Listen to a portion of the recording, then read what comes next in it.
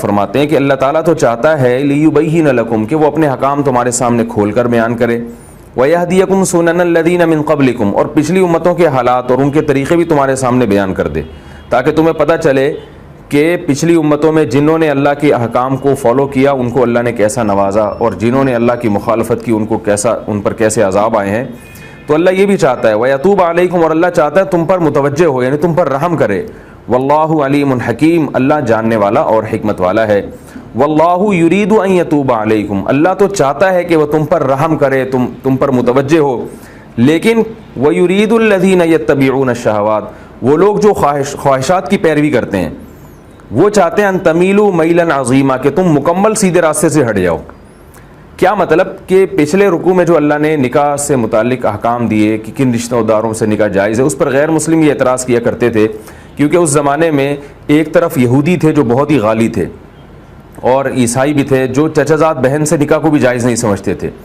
عیسائیوں میں آج بھی چچا زاد بہن کو سگی بہن کی طرح سمجھا جاتا ہے، جو چچا زاد یا پھوپھی زاد یا خالہ زاد یعنی کزن کا جو رشتہ ہے وہ ان میں سگی بہن کی طرح سمجھا جاتا ہے، اور ان سے نکاح کی اجازت نہیں ہے۔ دوسری طرف مجوسی تھے جو کسی آسمانی مذہب کو نہیں مانتے تھے، ان کے ہاں سگی بہن سے بھی نکاح جائز تھا، بلکہ یعنی سگی خالہ سے بھی نکاح جائز تھا۔ تو یہ جو غیر مسلم تھے یہ مسلمانوں پر اعتراض کرتے تھے اور ان کے احکام کا مذاق اڑاتے۔ مجوسی یہ کہا کرتے تھے کہ تم خالہ کی بیٹی سے نکاح کو تو حلال کہتے ہو، مگر اپنی سگی بہن کی بیٹی سے نکاح کو حرام کہتے ہو۔ سگی بہن وہ بھی تو محرم ہے اور خالہ بھی محرم ہے، تو خالہ کی بیٹی سے نکاح جائز ہو رہا ہے، اور سگی بہن کی جو بیٹی ہے جو تمہاری بھانجی لگتی ہے، یا سگے بھائی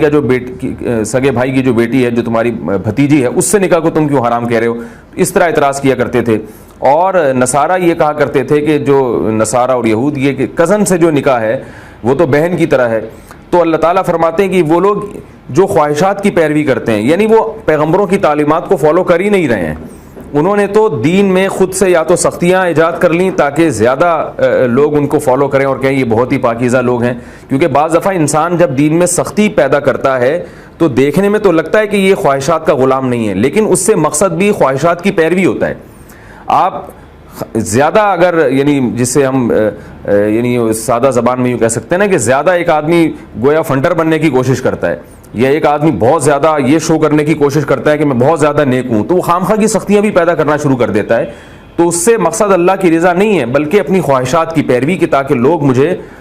مقتدی اور رہبر سمجھے اور روحانی پیشوا سمجھے اور لوگ مجھے زیادہ پاکیزہ سمجھنا شروع کر دیں۔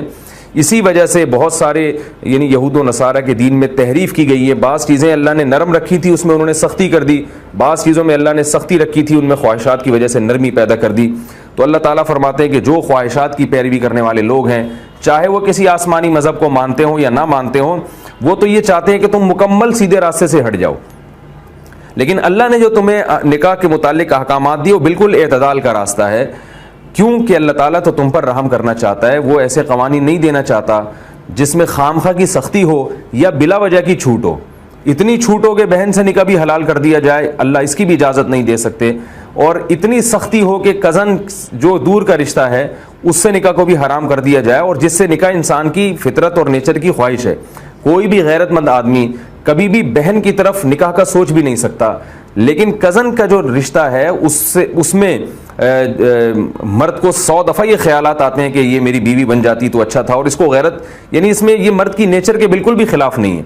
تو اللہ تعالیٰ فرماتے ہیں کہ اللہ تعالیٰ تمہیں اعتدال کا راستہ بتاتے ہیں، لیکن جو خواہشات کی پیروی کرنے والے لوگ ہیں وہ چاہتے ہیں کہ تم سیدھے راستے سے مکمل ہٹ جاؤ۔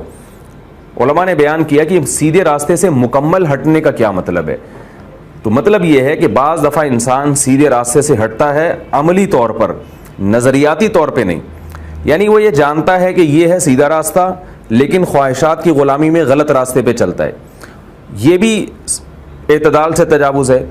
مگر بعض دفعہ انسان غلط راستے کو سیدھا سمجھنا شروع کر دیتا ہے، یہ نظریات کی خرابی ہے، تو یہ بہت بڑی خرابی ہے۔ تو یہ یہاں قرآن میں ذکر ہے کہ غیر مسلم تمہارے کانسیپٹ ہی خراب کر دیں گے، اور جو غلط چیز ہے تم اس کو صحیح سمجھنا شروع کر دو گے۔ تو شہوت پرست لوگ، خواہشات کی پیروی کرنے والے لوگ، وہ چاہتے ہیں کہ تم سیدھے راستے سے مکمل ہٹ جاؤ، یعنی چلو بھی غلط راستے پر اور اسی غلط کو صحیح بھی سمجھنا شروع کر دو۔